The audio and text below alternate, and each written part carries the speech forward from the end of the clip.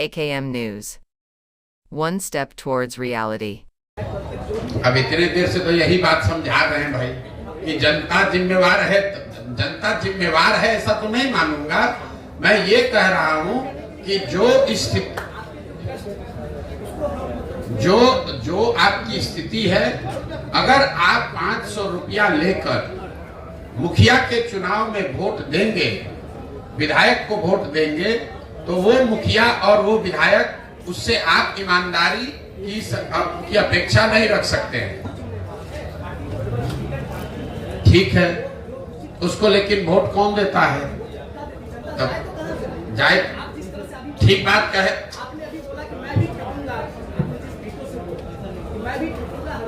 सवाल क्या है भैया, वो पूछ लो। भाषण मत दीजिए, सवाल पूछो, सवाल पूछो। डेटा कुछ नहीं बोले अभी तक इतना देर में कोई आपका डेटा सुना नहीं।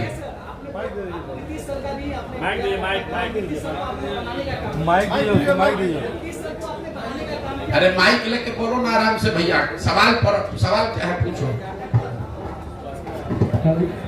डेटा का जो अनुभव आपके पास है, हर चीज का, कहाँ जनता के पास क्या प्रॉब्लम है, कौन क्या चाह रहा है, कौन क्या कर रहा है, ये बहुत बड़ा एनालिसिस है। और जो एनालिसिस पे ही हम कुछ कर सकते हैं। और आप अभी बोल रहे थे नीतीश सरकार का भी आपने डेटा दिया, और नीतीश सरकार में कहीं ना कहीं जो बनी पिछले बार, उसमें आपका बहुत बड़ा योगदान है।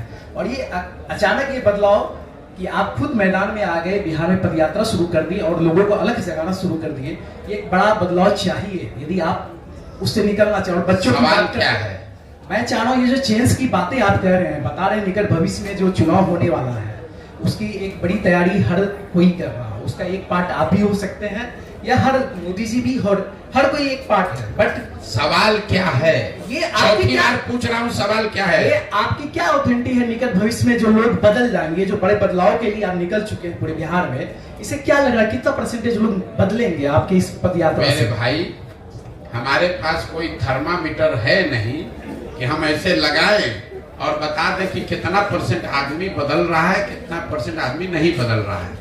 हमारा काम है कि जिस विश्वास से, जिस विचारधारा को लेकर, जिस सोच को लेकर हम चले हैं, उसको ईमानदारी और शुद्धता से हम करें। हमारा वो काम हम कर रहे हैं। अब ये समाज पर है कि इसको देखे, जांचे, सवाल करे, मूल्यांकन करे। उसको अगर सही लगे तो इससे जुड़ेगा, नहीं सही लगेगा तो नहीं जुड़ेगा। आप भैया सवाल अभी कुछ पूछ रहे थे, कुछ पे आ गए। मेरे भाई ऐसा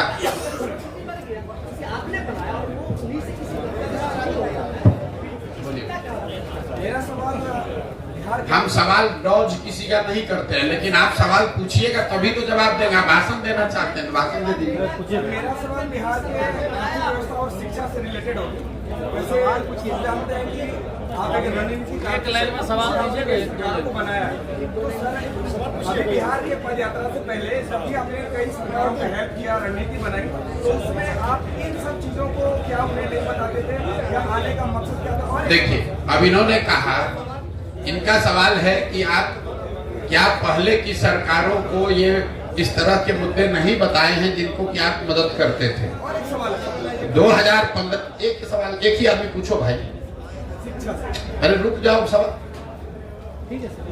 आपने पीछे से भाई साहब पूरा एजिटेटेड होकर कि आपने नीतीश को बनाया, तो 2015 में नीतीश कुमार की जिनकी मदद मैंने की, तो 7 निश्चय का एक प्रोग्राम भी बनवाया। तो जो आपका सवाल है कि पहले नहीं बताए थे, पहले बताए थे। 7 निश्चय नीतीश कुमार की सोच नहीं है, प्रशांत किशोर की भी सोच नहीं है। 40,000 गांवों में घूमकर, देखकर जो लोगों की समस्या समझ में आई, उसके आधार पर 7 निश्चय का गठन किया गया। ये तय किया गया कि ये 7 मुद्दे जनता चाहती है कि ये किया जाए। उस काम को कराने के लिए बिहार विकास मिशन की स्थापना भी करवाई। लेकिन जिसको आपने चुनकर वो जिम्मेवारी दी, अगर 7 निश्चय वो लागू नहीं किया, तो मेरा नागरिक होने के नाते ये फर्ज नहीं है कि हम सवाल उठाए। अगर बिहार के हर 18 से 35 साल के बच्चे को बेरोजगारी भत्ता के तौर पर 1,000 रुपया मिलता, तो तो क्या ये बेहतर नहीं होता है? वही बात तो आज उठा रहे हैं। अगर बिहार के हर नाली गली का पक्कीकरण हो जाता है तो बिहार की स्थिति नहीं सुधरती, वही बात बता रहे हैं। अगर बिहार के हर गांव घर में नल से पानी पहुंच जाता है तो बिहार के लोगों की दशा नहीं सुधरती, वही बात बता रहे हैं। तो नई बात क्या बता रहे हैं? ये काम पहले नीतीश कुमार को बताया कि भैया आप इसको कीजिए, आपको जिताने में मदद करते हैं, उन्होंने नहीं किया। तो अब हम जनता को बता रहे हैं कि भैया ये तो नहीं किए, हम लोग साथ में, आप लोग आइए, सब लोग मिलके दल बनाइए, हम जिताते हैं आपको, फिर तब हम लोग अपना काम करेंगे। मैं अरुण कुमार हूँ, मैं करस्पॉन्डेंट हूँ। मेरा एक पूरे देश में परिवारवाद का मामला चल रहा है, इसे आप किस रूप में देखते हैं? परिवारवाद की जो स्थिति है ये वो दीमक है जो राजनीति को, लोकतंत्र को कमजोर कर रहा है। लेकिन परिवारवाद का मतलब ये नहीं है कि लालू जी का लड़का राजनीति में आ गया कि सोनिया गांधी का लड़का आ गया। परिवारवाद को अगर आपको समझना है तो बिहार की स्थिति को आप जरा देखिए। बिहार का एक आंकड़ा दे रहे हैं, इसको याद समझ लीजिए। बिहार में पिछले 30 वर्ष में जितने लोग सांसद विधायक बने हैं, चाहे वो किसी भी दल के हैं, किसी भी दल का सांसद विधायक है, 30 वर्ष में सबका सूची बनाइएगा तो आपको पता चलेगा कि बिहार में सिर्फ 1250 परिवार के लोग ही विधायक और सांसद बने हैं। बिहार में की आबादी है 13 करोड़, यहाँ रहते हैं 3.5 करोड़ परिवार, लेकिन सिर्फ और सिर्फ 1250 परिवार के लोग ही विधायक सांसद बने हैं। इसका मैं आपको एक उदाहरण दूंगा, आपको समझ में आएगा। आपको हमको लग रहा है मोदी जी आकर बोले कि लालू जी परिवारवाद कर रहे हैं, लालू जी कहेंगे ना ना तुम्हारे पार्टी में भी परिवार, भाजपा में भी परिवारवाद वाले लोग हैं, हम दोनों को हटा रहे हैं किनारे। आप एक उदाहरण देखिए बिहार के नजरिए से। भाजपा में अभी प्रदेश अध्यक्ष है सम्राट चौधरी जी, उप मुख्यमंत्री इस राज्य के। सम्राट चौधरी जी कौन है? इनके पिताजी का नाम है शकुनी चौधरी। जब इस राज्य में कांग्रेस का शासन था आज से 35 साल पहले, तो शकुनी चौधरी जी कांग्रेस की उस सरकार में विधायक और मंत्री थे। फिर जनता ने कांग्रेस को हटाया, लालू जी की सरकार बनाई, तो लालू जी के भी सरकार में शकुनी चौधरी विधायक और मंत्री बने। फिर जनता ने लालू जी को हटाया, नीतीश जी की सरकार बनाई, नीतीश जी के भी सरकार में शकुनी चौधरी विधायक और मंत्री बने। फिर जनता ने नीतीश कुमार को हटाया, मांझी जी मुख्यमंत्री बने, उसमें भी शकुनी चौधरी विधायक और मंत्री थे। आज जब देश में भाजपा दिख रही है तो भाजपा को भी कोई दूसरा कुशवाहा लड़का नहीं मिला, उनको भी शकुनी चौधरी का लड़का ही मिला है। ये आपको क्या दिखाता है? ये आपको, हमको लगता है कि हम कांग्रेस को हटाए, लालू को लाए, लालू को हटाए, नीतीश को लाए। एक ही परिवार का आदमी है, सरकार चाहे किसी की हो। और मैं आपको सिर्फ एक उदाहरण दे रहा हूं।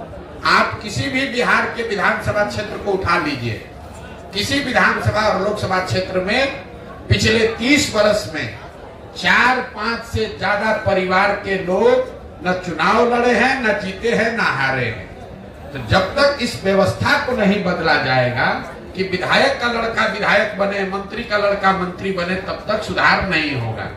आप इसको समझिए। अगर सुनील गावस्कर का लड़का ही क्रिकेट खाली खेलता तो हमने अपने सचिन तेंदुलकर को कहां देखा होता। अगर सचिन तेंदुलकर का लड़का ही टीम में रहेगा तो विराट कोहली कहां से आएंगे।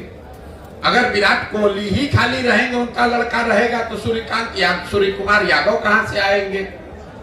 ये लोकतंत्र इसलिए बना हुआ है कि जिसमें भी क्षमता है वो आगे आए, समाज का नेतृत्व करे। बिहार में राजनीतिक बंधुआ मजदूरी ने लोकतंत्र को ही करीब करीब खत्म कर दिया है। 1250 परिवार के लोगों ने जाति धर्म के नाम पर, पैसे और बाहुबल के नाम पर पूरी व्यवस्था को हाईजैक कर लिया है। किसी की सरकार बने, वही आदमी विधायक मंत्री बन जाता है। फिर आप और हम कह रहे हैं कि बिहार में परिवर्तन नहीं हो रहा है। अब शकुनी चौधरी अगर 30 वर्ष में कांग्रेस के राज में, लालू जी के राज में, नीतीश के राज में सुधार नहीं कर पाए, तो अभी भाजपा के साथ जुड़कर कैसे सुधार कर देंगे? ये बात समझने की जरूरत है। इसलिए जनसुराज में नीचे से वैसे लोगों को खड़ा किया जा रहा है जिनके बाबूजी विधायक नहीं है तो कोई बात नहीं है, आपके पास पैसा नहीं है तो कोई बात नहीं है, आपके पास अगर समाज की समझ है, आप में जज्बा है, नियत है, बिहार को सुधारने की मंशा है, तो आप जनसुराज से जुड़िए। बाकी चिंता जनसुराज आपके बिहार में करेगा। बहुत बहुत धन्यवाद भैया, खत्म कीजिए। लास्ट क्वेश्चन सर, मेरा नाम फैसल कलीम है, मैं सीमांचल डायरी से हूँ। मेरा स्पेसिफिक सवाल है सीमांचल को लेकर, क्योंकि आपने बार बार अपने भाषणों में ये जिक्र किया है पलायन बिहार की एक बड़ी समस्या है, तो सीमांचल की भी एक बड़ी समस्या है। जब हमने इसको डिग किया तो इसमें सबसे बड़ा कारण हमें फ्लड नजर आता है, तो आपके पास कोई ऐसा रोड मैप? देखिए, ऐसा है, फ्लड सिर्फ सीमांचल की समस्या नहीं है, कोसी में भी फ्लड की इतनी ही समस्या है। नेपाल से लगता हुआ पूरा जो एरिया है, सीतामढ़ी, शिवहर, वहां पर भी फ्लड की समस्या है। बिहार में 50% जो यहाँ के प्रखंड है वहां फ्लड की संभावना है, या वहां उसका फ्लड का डर है। पलायन बिहार में हमने देखा, जहां पर फ्लड आ रहा है, जहां नहीं आ रहा है, पलायन हर जगह है। ऐसा नहीं है कि जिस प्रखंड में, जिले में बाढ़ नहीं आ रहा है वहां पर उद्योग धंधा चल रहा है, वहां से पलायन नहीं हो रहा है। फर्क इतना है कि जिन प्रखंडों से, जिलों से में बाढ़ आ रहा है वहां पर पलायन का स्तर 60-70% है, जहां पर बाढ़ नहीं आ रहा है वहां का पलायन 40-50% है। तो जल संसाधन को लेकर बिहार में एक नए समुचित होलिस्टिक प्रयास की जरूरत है, क्योंकि सिर्फ बाढ़ की समस्या नहीं है। 50% प्रखंड में बाढ़ है, करीब 25% प्रखंड में, बचे हुए 25% प्रखंड में जल जमाव की समस्या है।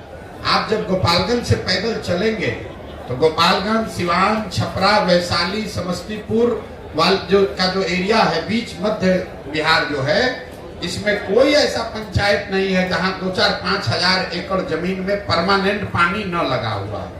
इसी तरीके से 1/3 जमीन में सूखे की समस्या है।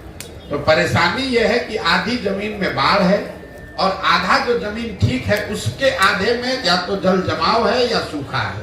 तो जब तक यहाँ जल प्रबंधन की व्यवस्था समुचित तरीके से ठीक नहीं की जाएगी, तब तक सिर्फ बांध लगाने से, बाढ़ रोकने से बात बनने वाली नहीं है। तो और एक चीज और आपको बता दें, आप लोग पत्रकार हैं, आपके लिए जानकारी का विषय है। बिहार में भ्रष्टाचार हर विभाग में है, लेकिन जल संसाधन से ज्यादा भ्रष्टाचार कहीं नहीं है। इसका प्रमाण क्या है, हम आपको बता देते हैं। यहाँ चाहे किसी गठबंधन की सरकार रहे, सारे विभागों का बंटवारा होता है।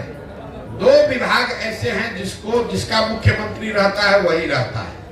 एक है होम विभाग, गृह विभाग, और दूसरा है जल संसाधन विभाग। ऐसा क्यों? रोड में चोरी कीजिएगा, कल होके हल्ला हो सकता है, आप पकड़ा सकते हैं। एकमात्र विभाग जल संसाधन है जिसमें जितना लूटना है लूट लीजिए और कागज पर लिख दीजिए कि बाढ़ आया, सब बह गया।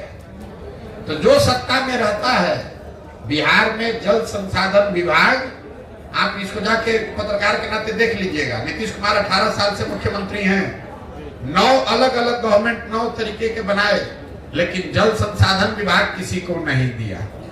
लालू जी जब रहे वो सब विभाग बांट देंगे, जल संसाधन नहीं बांटेंगे। ये इसलिए कि ये दुधारू गाय है। हर साल बाढ़ लाने के नाम पर, बाढ़ से बचाने के नाम पर लोग लूट करते हैं, और इस यही वजह है कि ये सुधार नहीं हो रहा है। नीतीश कुमार की राजनीति को किस तरह से देखते हैं? नीतीश कुमार जी की राजनीति को कैसे देखते हैं? नीतीश कुमार की राजनीति को इतना ही देखते हैं, क्या उनके राजनीतिक जीवन का ये अंतिम दौर चल रहा है, जितना हाथ पांव मारना है मार ले। कुछ महीने की राजनीति बची हुई है। जदयू एज ए दल का कोई भविष्य नहीं है, ये दल खत्म हो रहा है। अब देखिए जरा नीतीश कुमार की बात, आप लोग सब पत्रकार लोग इसको सुन लीजिए भाई। आपके हमारे मुख्यमंत्री गए हैं स्कॉटलैंड, याद रखिए स्कॉटलैंड गए हैं बिहार में इन्वेस्टमेंट लाने के लिए। स्कॉटलैंड में एक ही इंडस्ट्री है। स्कॉटलैंड 2 बातों के लिए, 3 बातों के लिए जाना जाता है। स्कॉच विस्की का नाम आप सुने होंगे। तो जिस राज्य का मुख्यमंत्री शराबबंदी की बात कर रहा है, वो दुनिया में वहां गया जहां से स्कॉच बनता है, जो स्कॉच के लिए फेमस है, तो काहे के लिए गए हैं वहां। दूसरा, वहां स्कॉटलैंड जाना जाता है मेडिकल की पढ़ाई के लिए। और तीसरा, वहां पर ऊन बनता है बढ़िया। आप बिहार में इतना ठंडा पड़ता नहीं है, शराब यहाँ बिकती नहीं है, अब मेडिकल कॉलेज वहां से कोई आने वाला है नहीं। आप बताइए 18 साल के बाद आपको पूरे दुनिया में स्कॉटलैंड मिला है इन्वेस्टमेंट लाने के लिए। कोई पूछे कि आप शराबबंदी पर 18 साल से बिहार के लोगों का 20,000 करोड़ रुपया साल का नुकसान करा रहे हैं और इन्वेस्टमेंट लाने के लिए स्कॉच बनाने वाले कंट्री में गए, इससे बड़ी हास्यास्पद बात क्या हो सकती है। 2024 में किसके तरफ देख रहे हैं, किसकी सरकार बनने जा रही है? राहुल गांधी हमको नहीं मालूम है किसकी सरकार बनने जा रही है। हम इतना हमको मालूम है कि नीतीश कुमार की कहानी अब खत्म है। नहीं, हमारा तो दल ही नहीं है, तो चुनाव कैसे लड़ेंगे। जब दल बना लेंगे तो वार्ड सदस्य से लेकर सांसद तक हर चुनाव लड़ेंगे।